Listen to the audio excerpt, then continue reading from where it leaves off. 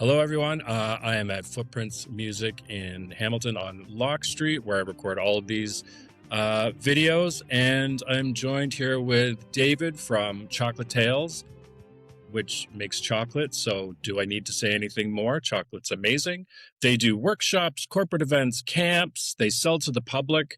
I don't know how they keep it all in order, but David, welcome to the show. Hey, hi, Alex. Thanks for having me. Yeah. So, obviously, my first question, why chocolate? Yeah, good question. I used to work in the restaurant industry and I wanted to, I guess, get into something that gave me hours that were a little bit more flexible. I used to get back really late. I started having kids and Yeah. I always had a passion for chocolate. A good friend of mine went to Belgium. He studied to become a chocolatier. Nice. And it was just one of those things, it was a natural buildup. I helped him build his business for a couple of years, actually, while I was still working. And then I eventually decided to get into chocolate and events. Actually, I wanted to keep the whole, hospitality side of things. So I started doing these workshops. And first year was a little bit slow, but as time went by, it just grew every year until I got to the point where we got a bigger commercial space. We started doing classes in our studio as well, and then we built up a production studio, and that's it. That's kind of how things happen. Yeah, and that brings up an interesting thing because you do so many different things. How do you keep them all managed without them falling through the cracks? Do you have everything systematized? How did that come into being? That's a good question. I mean, that's kind of the I guess the dark side of being me is that I'm always doing something and inventing something new, Yeah. and it comes in cycles. Throughout time, as being a business owner, it's been now a good 15 years. My personality is always creating, so I create, and then what works and what doesn't work, and then I refine, and then I go through another cycle of creation and then refine again. One of the challenges I have is that I actually am still working on myself to refine quicker so that I don't get that kind of burnout impact, which does happen. Yes. So that's just the persona that I am. And I actually, analyzing myself backwards, I needed to find a business that could accommodate that, almost like a project person, constantly building stuff. Right. So now I've gotten to a position. I mean, I can, get into the history of the last 15 years, especially since COVID, and it's been really, really different and very, I'd say, vigorous. But basically, what this business is, it's really an experience company. And I got to the point where I couldn't just use chocolate as my medium because it wouldn't accommodate really the concept that is Chocolate Tales, which is an experience. So nowadays we do chocolate, baking, and culinary, and we do it all at our studio in Hamilton. Yep. And I've divided the business into three parts now. One is our studio and our workshops. We have two studios in Hamilton where we run classes Yep. side by side. And the other part is the production side, which is still going on, but it's mostly online. Yep. And it's very it's the most planned part of the business, I would say, Mm, when you look at the online stuff because it's yeah. e-commerce. Yep. And then there's the offsite. The offsite is only chocolate. Right. So locally, we're a culinary studio. Across the GTA, we're a chocolate company, if that makes any sense. Yeah. And for No. some people, it doesn't, but it seems to work. No. I mean, you brought up something very interesting at the start there, which is, you were always refining, always changing.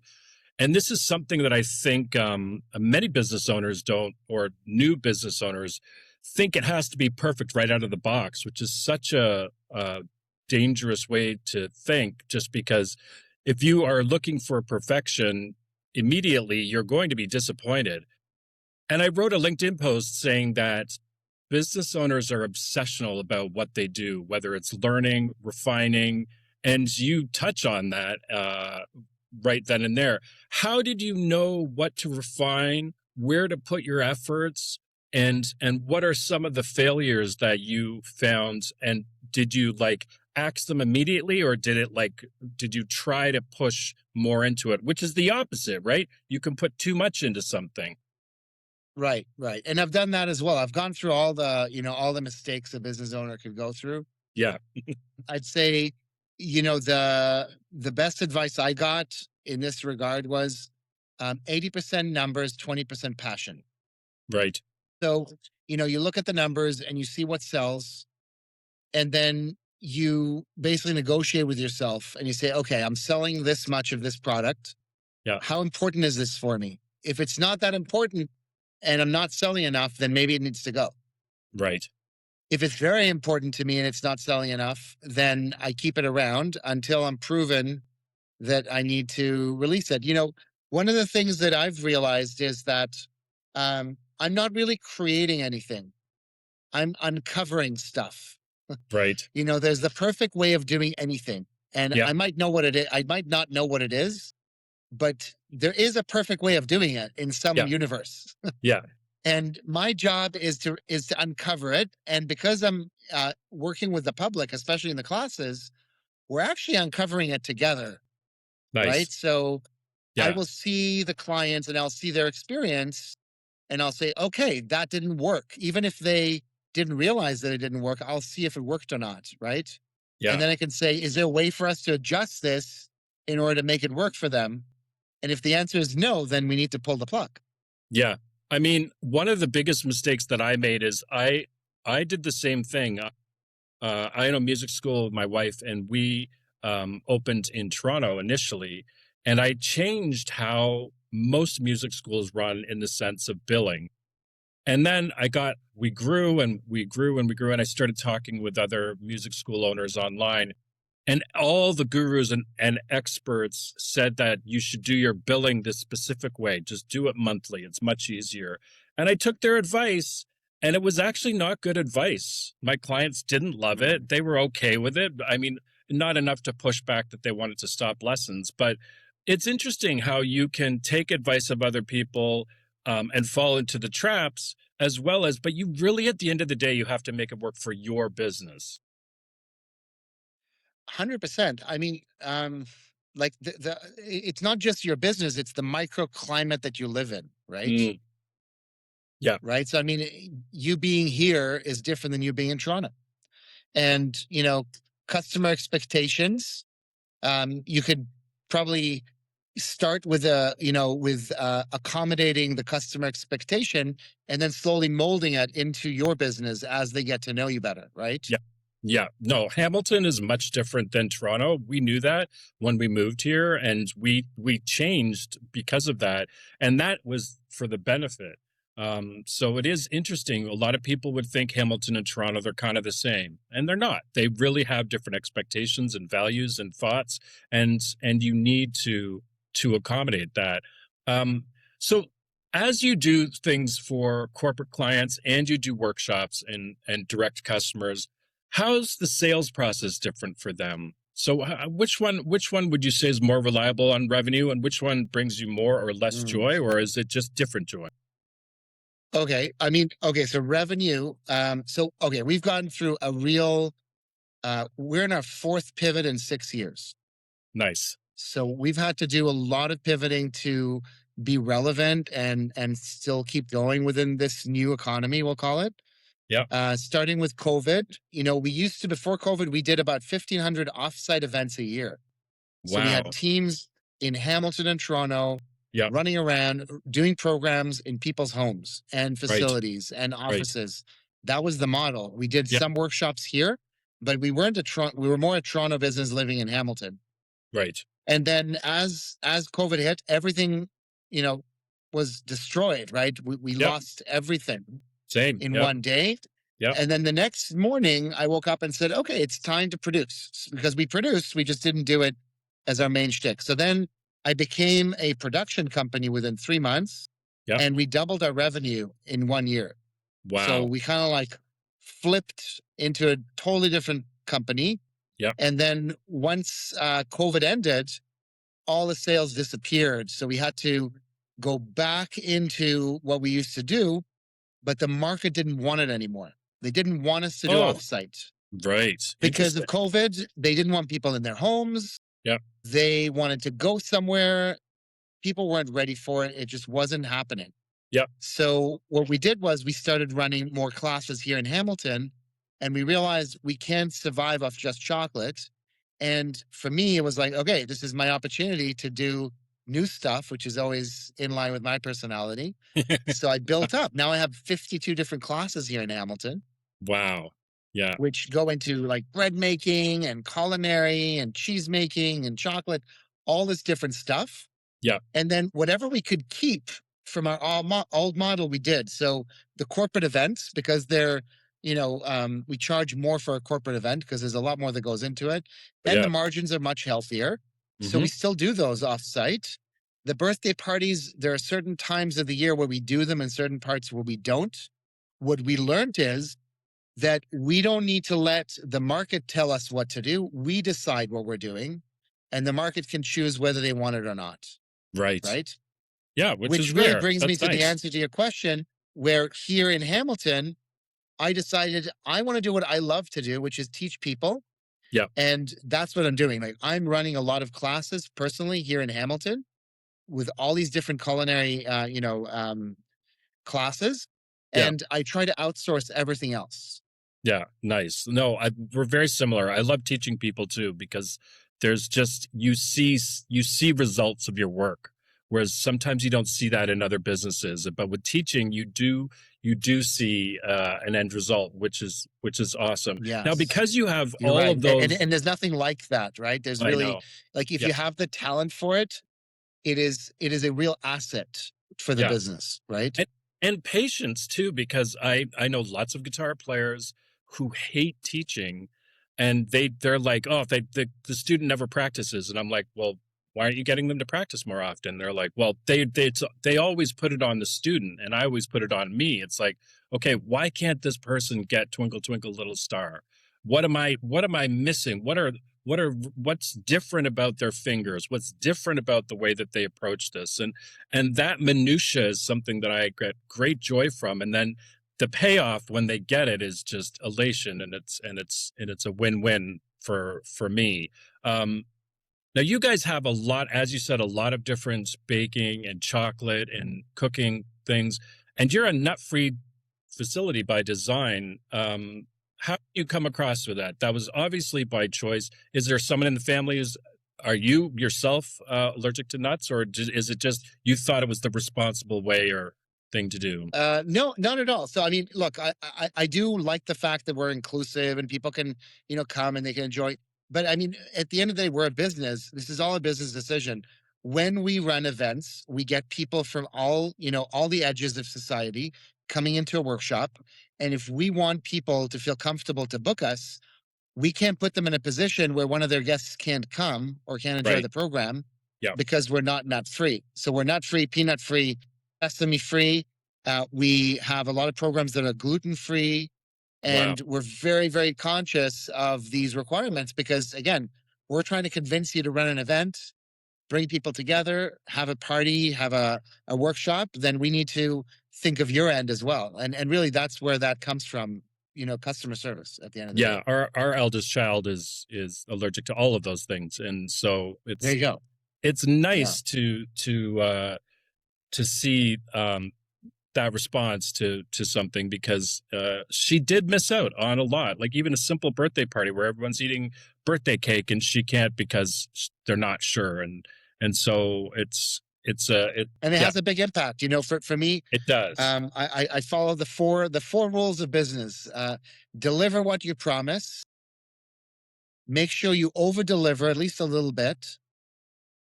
Create an emotional connection and follow up. Yeah, yeah, no, great four rules right there. So you have a lot of staff then. How do you hire? What do you look for in a hire, and what do you like? I just go by gut. Do you just what are your thoughts on hiring? Right. So I've gone through um, a very, very hard time with that part of the business where I have to hire and sometimes fire and all these things. It has not been easy. It used to be Yeah. easy. Yeah. When I opened up for the first, I want to say 8 years of Chocolatel's, I had no problem finding staff. I Yeah. had no problem training them. Clients were happy, etc. I don't know what happened, but somewhere around 2018, I think, or 19, it started to become really difficult. And what was difficult was to identify whether that person is going to work out or not. Right. Kind of like the key indicators. And I'll be, I'm not, I don't want to be in political, non politically correct or anything, Yeah. but it's like a lot of like all show and no go, if Yeah. you know what I mean. Yep. Like the person looks like he's the or he or she is the part, but then when work starts, there's like a huge gap between those two, Yeah. right? Yeah.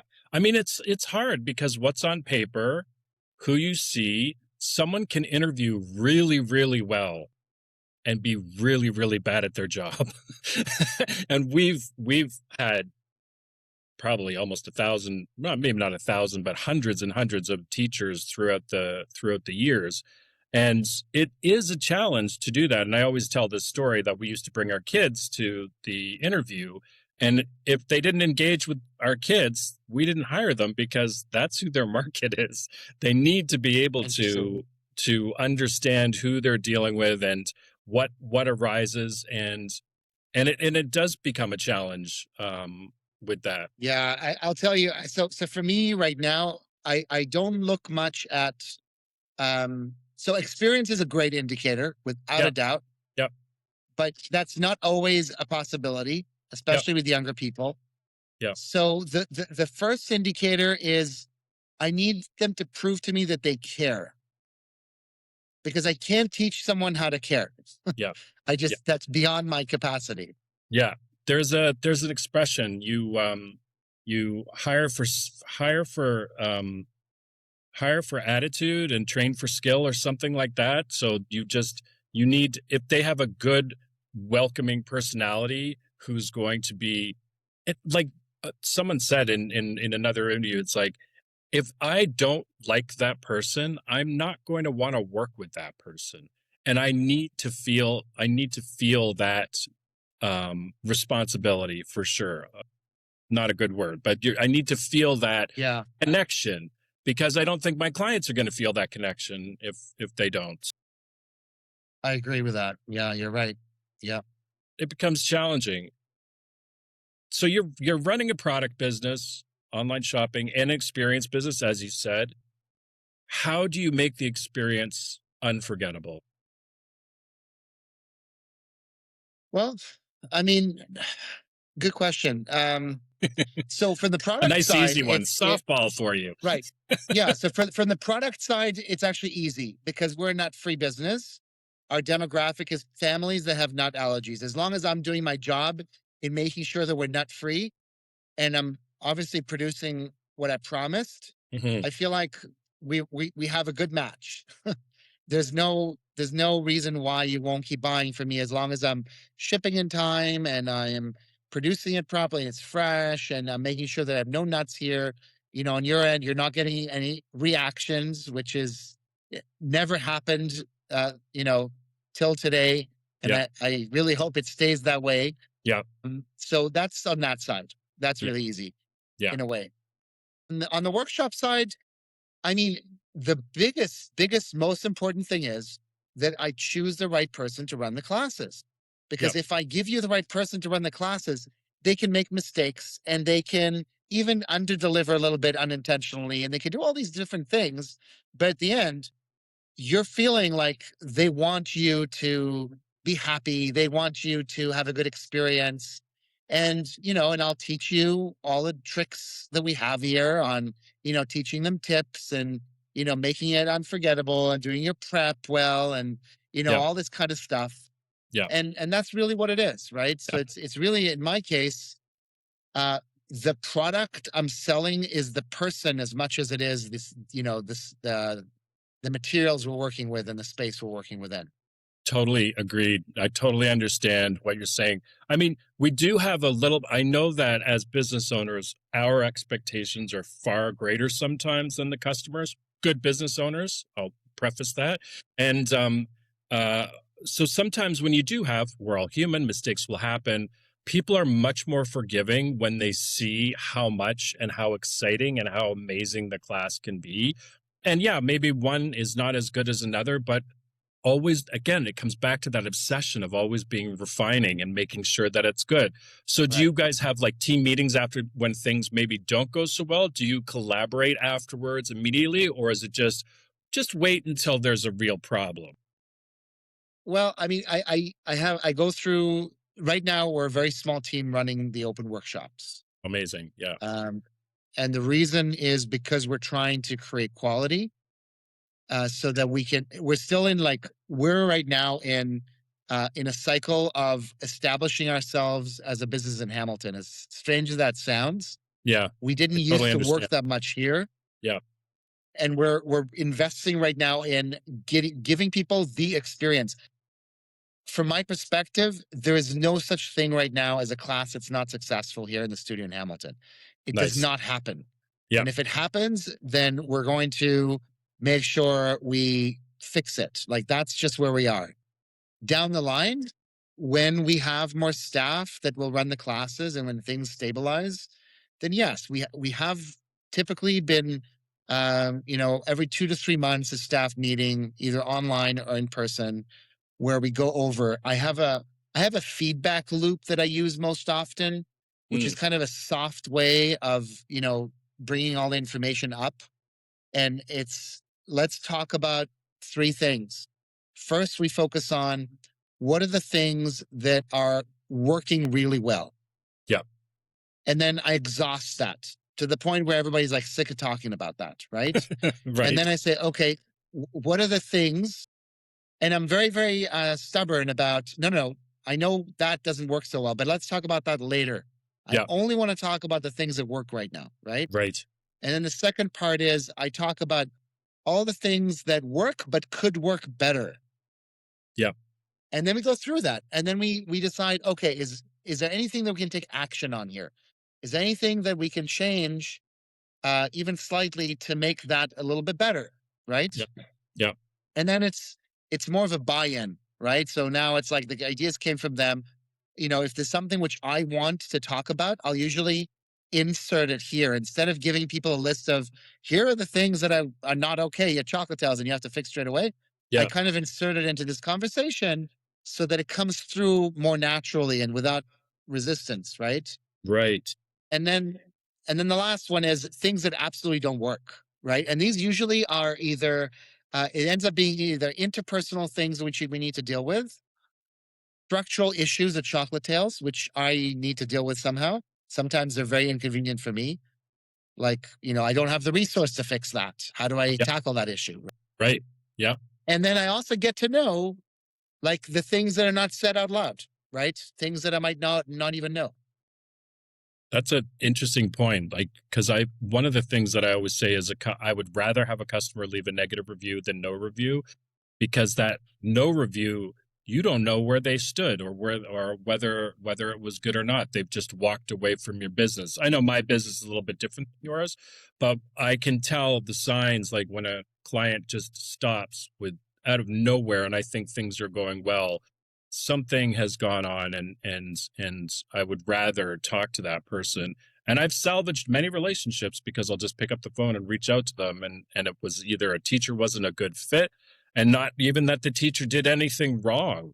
There's those kinds of moments where you're just kind of stuck because you're just nothing has been wrong. There's just no connection, and it becomes it's the best advice I could give anyone is always stay in contact with your customers. I think it's super important as much as you can. Which Yeah, leads, that's a good one. I have to say I fall short on that one. I'm not um I don't connect with my customers enough yeah, in I'm not terms of one on perfect at one, it. but at the same time, yeah.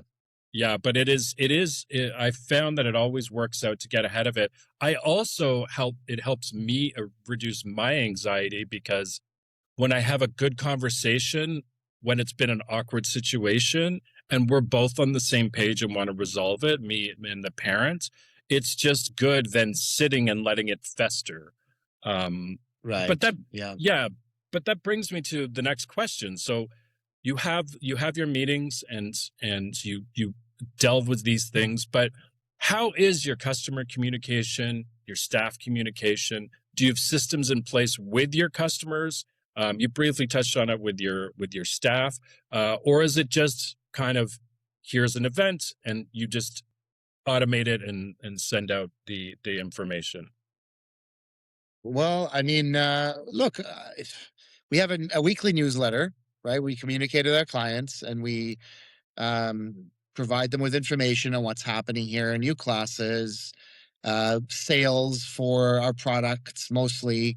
We have two sales a year for our workshops where we give them a 20% off, and we only advertise it in a newsletter. So our, loyal customers get to know about that, and they take advantage of that. Yeah. Unlike yourself, I mean, so the, you have to ask yourself, what is the problem that I'm solving in my business, right? Yep. And for us, we're solving a new problem here that we didn't used to solve as much or as intentionally. Today, our focus is on in-person learning experiences. And, learning is a human core need. A lot of our demographic are either people that are young trying to learn how to cook and do stuff like that, Yep. or it's an older demographic, kind of 55 plus, that are looking for the learning from a cognitive perspective, where they need to engage themselves and keep neuroplasticity going, Yeah. and at the same time enjoy themselves, right? Because they've worked hard their whole life and they need to enjoy their life. We're kind of the these days, with everything that's going on in the world, we're a little bit like, the positive remedy to everything that's Yes. going on out there. It's like a little bit Yeah. of a shelter cocoon here, right? A Nice. place of wholesome pleasure, if Yeah. you want, right? Perfect. I love it. That's awesome. So I Um, mean, that's the perspective. And I wouldn't say so. Systems, we have a booking system that's very efficient and we accommodate people.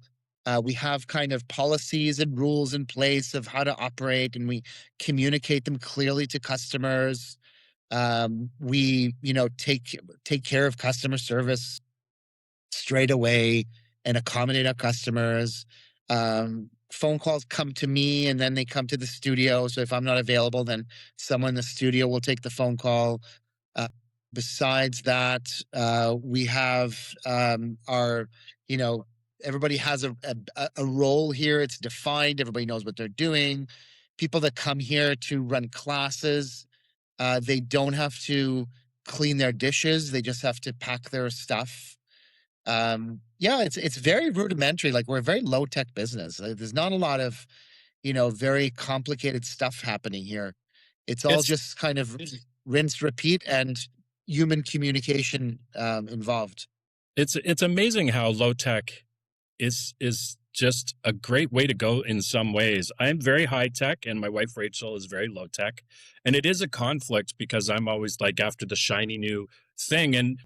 And over years I've noticed that she's kind of more right than I was. Being more low tech gives you much more connection with your clients.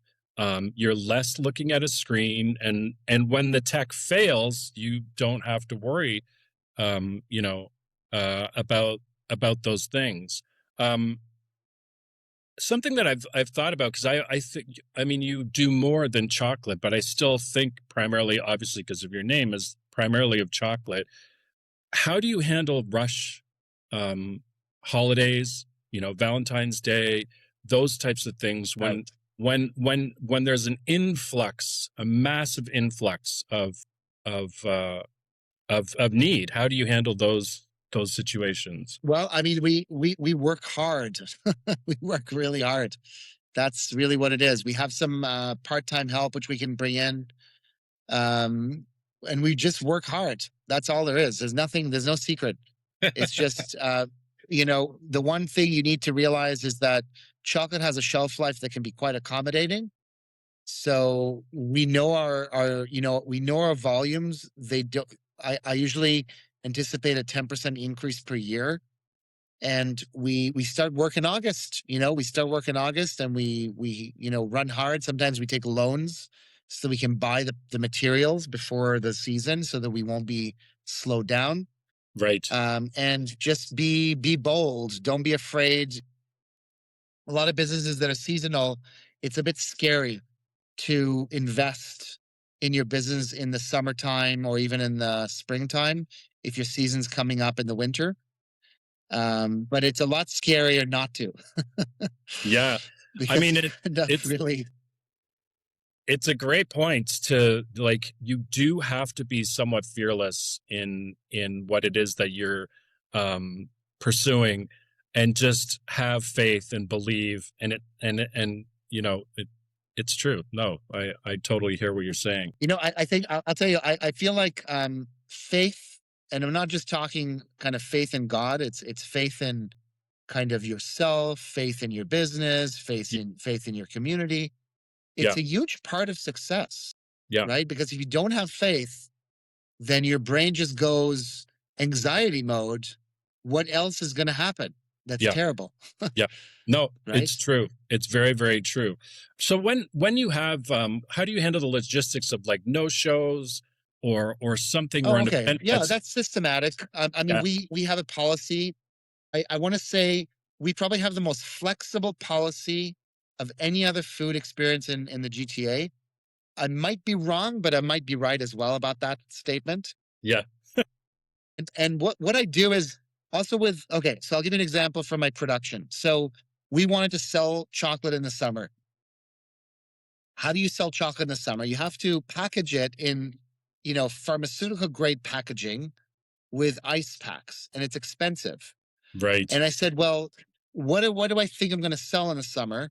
And I did the math, and I was like, okay, well, it might be on my busiest season, but I don't want to lose that chunk of money.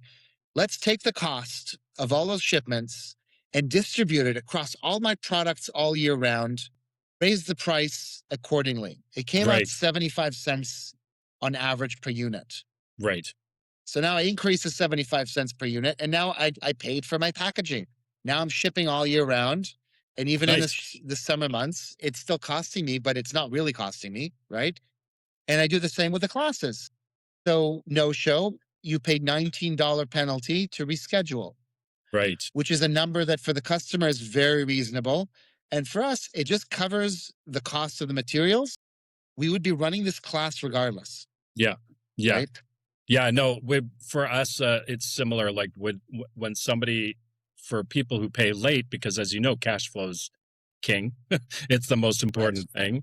So we do instill a $35 late penalty for someone who hasn't paid. Now, a lot of people, I've only had over the 15 years I've done this pushback from one person.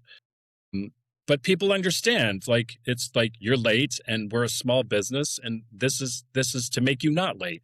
And so yeah, you do have to instill things that will protect you as a business.